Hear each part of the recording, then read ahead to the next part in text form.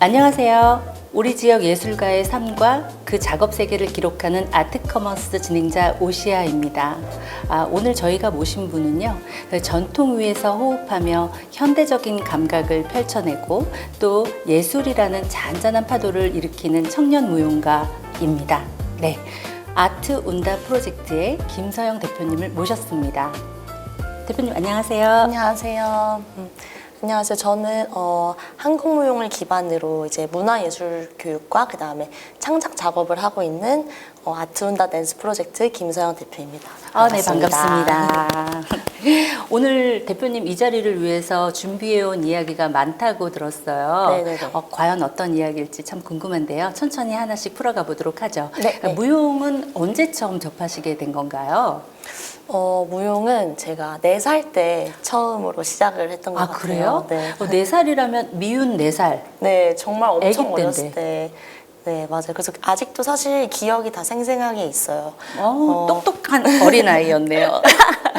맞아요. 그래서 네. 어렸을 때 사실 그 왜 문화센터 같은 데 보면 이제 예쁜 발레복을 입고 다니는 좀 언니들이었죠. 그 당시에 저한테는. 그래서 그런 언니들을 보면서 제가 엄마한테 나도 저거 입고 발레를 하고 싶다. 이렇게. 동네가 어떤 동네인가요? 조기 교육이 벌써부터 시작됐네요. 거기는. 저는 와. 이제 줄곧 인천에서 자라왔기 때문에 인천이었을 거예요, 아마. 그렇군요. 그래서 그때 어쨌든 처음으로 발레를 시작으로 무용을 이제 시작을 했고 그래서 이제 그 이후에 너무 재밌었던 것 같아요. 그래서 제가 인천에 살았지만 자연스럽게 리틀엔젤스라는 그런 어린이들이 모여있는 예술 단체가 있어요. 합창단인가요, 혹시? 합창단이면서도 무용단이기도 합니다. 그래요? 그걸 동시에 했군요. 네. 합창단은 들어봤는데 무용단은 또 처음 들어봤어요. 그래서 거기서 이제 제가 입단을 시작을 하면서 리틀엔젤스에서 활동을 하고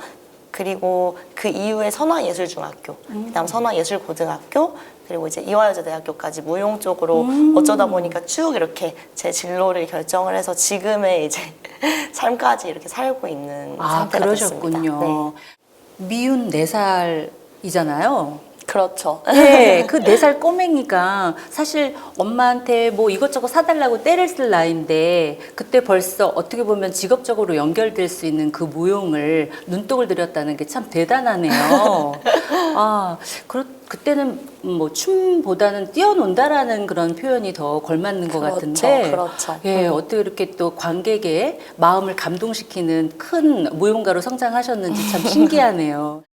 그렇게 화려한 무대를 꿈꾸면서 대학 졸업을 하셨는데 대학의 문을 박차고 나왔을 때 마주한 그 차가운 자본주의의 현실이 참 녹록지는 않았을 것 같아요. 그렇죠. 네. 예.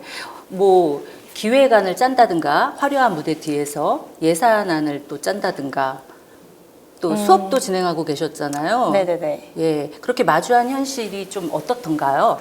솔직히 말해서 좀 독했죠. 그럼요. 네. 일단은 쉽지 않습니다. 네, 그러니까요. 지금 현재도 그렇게 쉽지 그럴 것 않은 같아요. 상태고 우선은 어렸을 때는 이제 막상 딱 막연하게 무대라는 곳이 굉장히 화려하고 또 멋진 곳이라고 생각을 하면서 그 되게 화려함 속에 감춰진 이제 뒤에 이제 그런 것들을 잘 몰랐었던 것 같아요. 그랬을 수밖에.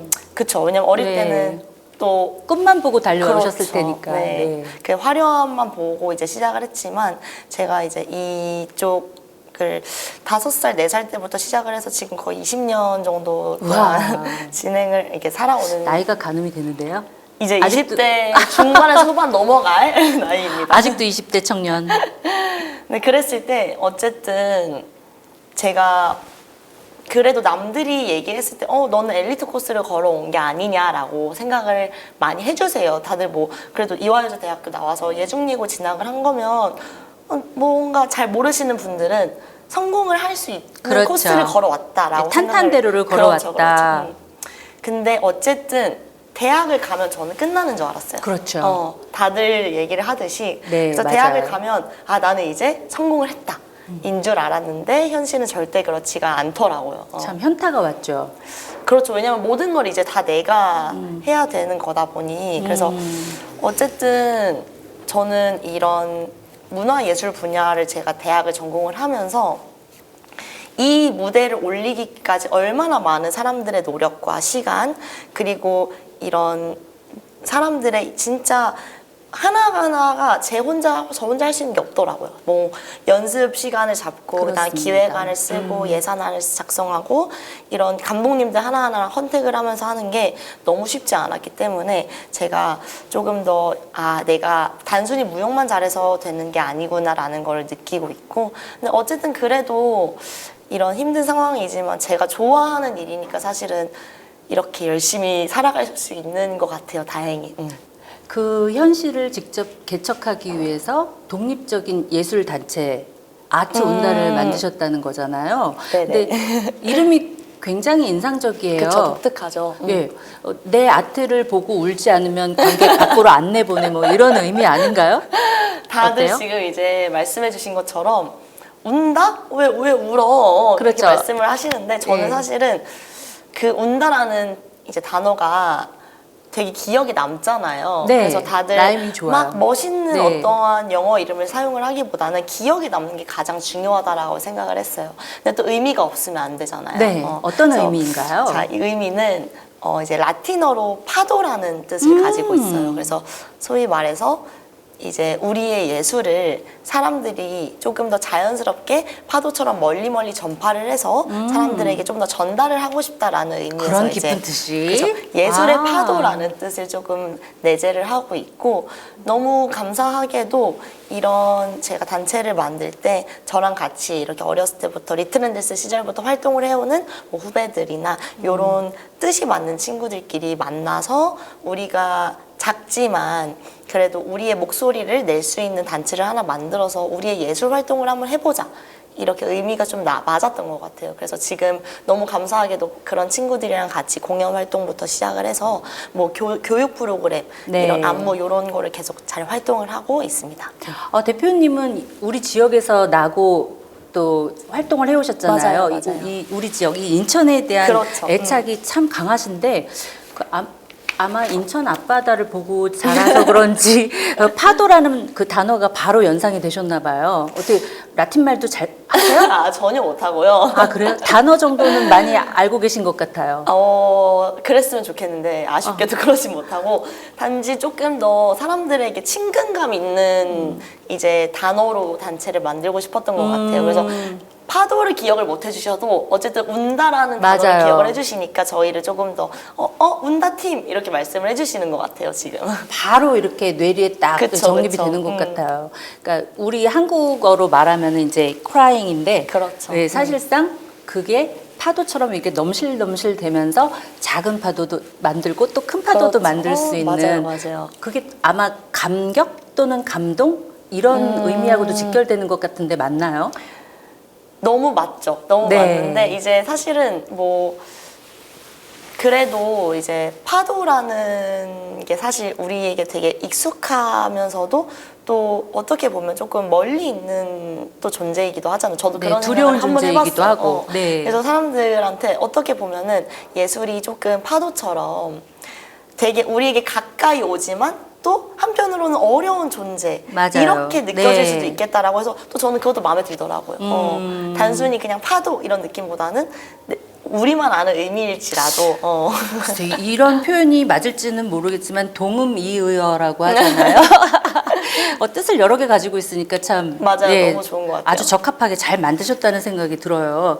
그렇게 현실을 직접 개척하기 위해서 이렇게 독립적인 예술 단체도 만드시고 또 외국 활동도 많이 하셨다고 들었는데 러시아나 독일 쪽으로 다니시면서 이렇게 언어의 장벽도 크셨을 텐데 어떻게 그걸 극복하고 또 새로운 문화를 접하셨을까요? 일단은 언어라는 게 참 신기하게도 절대 안 통할 것 같지만 또 예술을 했을 때 그게 저희가 아무래도 연기자가 아니라 몸을 쓰는 사람이다 보니 네. 또 언어가 안 통해도 대화가 되는 걸 제가 느꼈어요. 외국에 가서. 관객으로서도 많이 느낍니다. 그렇죠. 네. 네네네. 그래서 어쨌든 외국에서 제가 뭐 몇 년을 있었던 건 아니지만 단기간 동안 이렇게 연수라든지 프로젝트를 이제 참여하는 무용수가 됐을 때 즉흥이라는 작업을 해요, 저희들은. 그래서 이 즉흥 작업은 말 그대로 서로 약속된 게 없이 그 순간을 느끼는 감정을 즉흥적으로 몸으로 표현을 하는 이제 작업이라고 할 수 있는데, 그거를 이제 했을 때 서로가 눈빛만 봐도 느껴지는 거예요. 이 친구가 지금 어떤 감정으로 어떤 말을 하고 싶구나를 느끼다 보니 대화를 하지는 네, 않아도 맞아요. 우리가 지금 이런 감정으로 같이 춤을 추고 있어라는 거를 서로가 지금 마음으로 웨이브가 보여졌어요. 그렇죠. 그래서 그렇게 네. 조금 대화가 통하지 않아도 언어를 같이 할 수 있었던 것 같고, 그래서 저는 너무 신기하게 예술이라는 분야는 참 국적이 비록 다를지라도 우리가 같은 곳을 향해서 바라보고 이제 걸어가고 있을 때 우리가 함께 갈 수 있는 거구나. 그래서 너무 좋았던 것 같아요. 정말 동감합니다. 네네네. 그 예술이라는 이 대담한 행보 속에서 참 파도가 잔잔하게 넘실대는 게 아니고 아주 빅 웨이브를 그리셨어요, 방금. 앞으로의 행보도 대단히 귀추가 주목이 됩니다. 네. 제가 궁금한 게 있는데 깨알 상식 좀 알려주세요.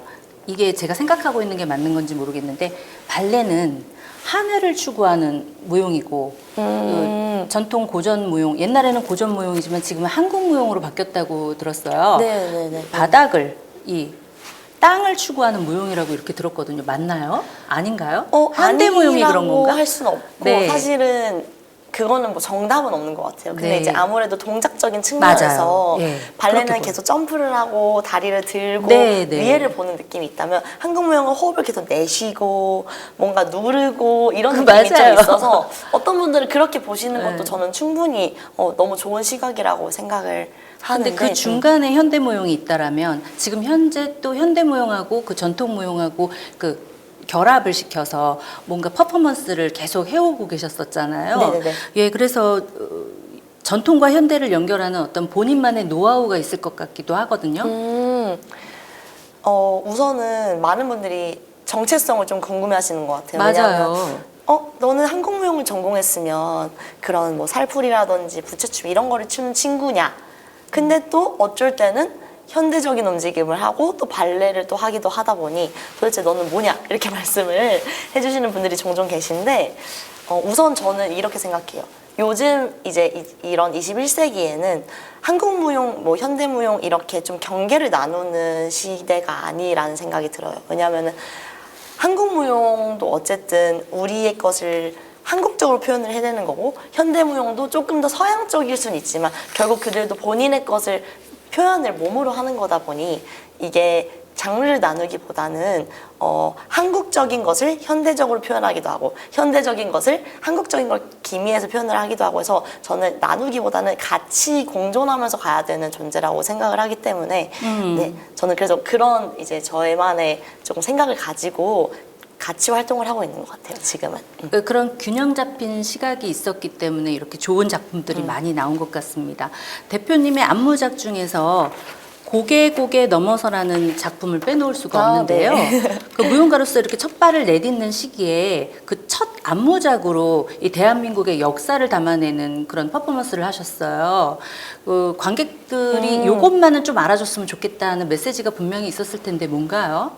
우선 그 고개 넘어서라는 작품이 제가 23살? 아우, 애기였다. 대학을 이제 졸업한 4학년 정도 시점에 너무 감사하게도 이제 이 인천문화재단을 통해서 지원금을 받고 선정이 되어서 제가 첫 안무작이자 첫 기획이자 아무튼 제 인생에서 가장 어려웠지만 또 기억에 남는 그런 시기인 것 같은데, 근데 그 전쟁을 배경으로 한 무거운 주제인데 20세의 아주 어린 학생이 어떻게 이런 전쟁에 대한 경험이 전혀 없는데 이런 작품을 맞아요, 담아낼 수 맞아요. 있었을까요? 저는 제가 가장 항상 늘 생각하는 게, 이 예술이라는 분야가 사람들에게 조금 어렵게 느껴지는 게 조금 항상 아쉬웠던 것 같아요. 그러다 보니까 사람들이 모두가 다 공감할 수 있는 주제, 그리고 어려운 주제를 일부러 찾아내신 건가요? 해석을 좀 쉽게 하기 위해서?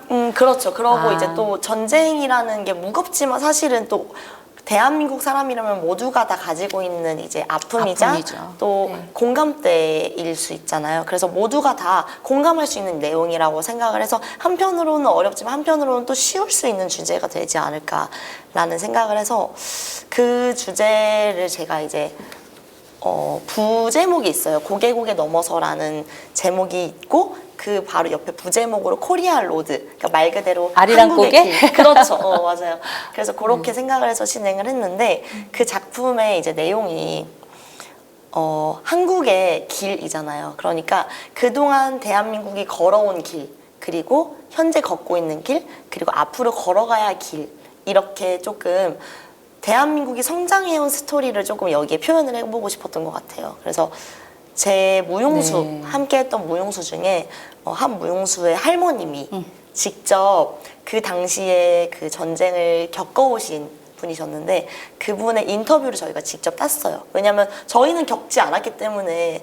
일부러 가서 인터뷰를 네네네네네. 하신 거예요? 네. 아니면은 손녀들이 오손도손 이렇게 모여 있을 때 옛날 이야기 하듯이 해주신 건 줄 알았거든요. 아예 그냥 적극적으로 가서 네네네. 사실은 인터뷰를 그렇죠. 하셨거든요. 이 작품을 아. 만들어내기 위해 우리가 직접 겪은 사람들의 음성을 들어야 되지 않을까 해서 이제 강릉에 계신데 강릉까지 갔습니다. 참 대단한 시도였네요. 그래서 강릉에 가서 이제 직접 인터뷰를 따고 그분의 이제 얘기를 들어서 그 음원을 사용을 하면서 직접 사람들이 공감할 수 있게 만들고 또 고개라는 의미가 이제 대한민국이 그 당시에 힘들게 넘어왔던 고개, 그리고 이제 앞으로 대한민국이 걸어가야 할 고개들이 또 있을 것이고, 그렇기 때문에 결국에 제가 전달하고 싶었던 메시지는 지금까지의 대한민국이 있었기 때문에 지금 그리고 앞으로의 대한민국이 있습니다. 사실 이 메시지가 제일 중요했던 것 같아요. 그러면은 지금까지 걸어오신 무용가로서의 삶에서 터닝 포인트가 되어준 작품을 딱 하나만 꼽자면 어떤 게 있을까요? 저는 작년에 제가 그 많은 분들에게 되게 유명한 작품인데 보이책이라는 이제 작품이 있어요.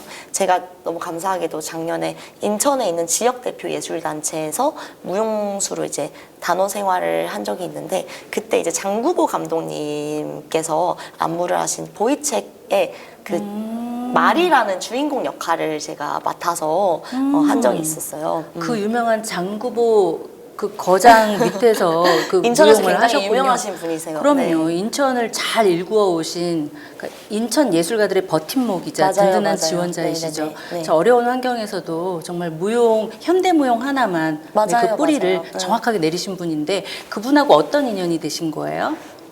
사실 저와 인연의 시작은 물론 인천에서 이제 저의 그 안무자님이고 제가 무용수로 처음 만났는데 저와 같은 학교 선배님이시더라고요. 세상에. 그래서 같이 이화여자대학교를 나오신 이제 무용과 네. 먼 선배님이시긴 하지만 그래서 저도 좀 더 마음이 같은 것 같습니다. 그래서 학연 관계까지. 맞아요. 그래서 네. 사실 이 무용단을 이끄실 때 저를 너무 감사하게도 무용수로 또 이렇게 오디션 기회를 주셔서 제가 오디션에 붙어서 약 2년 정도를 이제 장구보 감독님 밑에서 무용수로 또 생활을 했었는데 그러셨군요. 그때 이 보이책이라는 작품을 제가 했고 말이라는 역할을 이제 저에게 주셨는데 저는 사실 그동안 뭔가 제가 배우로서 활동보다는 무용수로서 살았기 때문에 단순히 동작을 더 열심히 수행하는 거에 좀 더 포커스가 있었는데 이 말이라는 역할을 맡으면서 내가 동작을 잘해야지라는 느낌보다는 이 한 인물의 삶과 정서를 어떻게 하면 더 잘 표현할 수 있을까를 고민을 처음 했던 것 같아요. 그때. 참 살면서 인생에서 이렇게 좋은 스승을 만난다는 게 쉽지 않은 일이고 어떻게 보면 되게 큰 행운인데 그렇죠. 네네네. 학교 선배까지 거버주셨으니 얼마나 든든했겠어요. 너무 네 저에게 지금도 사실 너무 많은 도움을 주고 계시고 또 참 앞으로도 럭키 케이스네. 그래서 아무튼 그때 그 작품이 제가 지금도 앞으로도 내가 단순히 동작을 잘하는 것보다는 조금 더 이 사람들의 인물을 어떻게 나타내고 역사를 내가 춤으로서 어떻게 표현할지에 더 포커스를 두게 된 계기가 됐던 게 이제 작년에 그 보이책이라는 작품이었던 것 같아요. 아주 공부가 되셨겠네요. 네. 네. 이렇게 춤을 향한 작은 날개짓이 어떻게 이렇게 예술이라는 깊은 파도를 일으키게 되었는지 그 뜨거운 여정을 다시 한번 확인하는 시간이었습니다. 오늘 나와주셔서 감사합니다. 너무 감사합니다. 전 너무 재밌었어요. 저도요.